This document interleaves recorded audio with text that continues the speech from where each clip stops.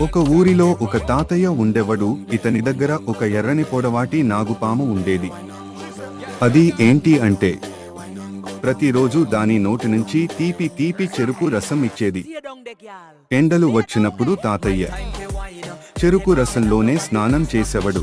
అమ్మమ్మ గారి దగ్గర ఓ తెల్ల గుర్రం ఉండేది.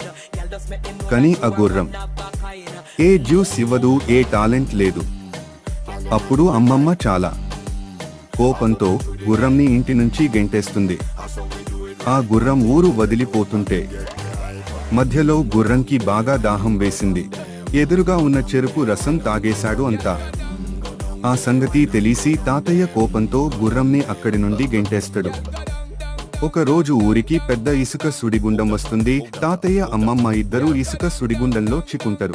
అప్పుడే తెల్ల గుర్రం తిరిగి వచ్చి వాళ్ళిద్దరినీ పైన కూర్చోబెట్టుకుని రక్షిస్తుంది. Please subscribe.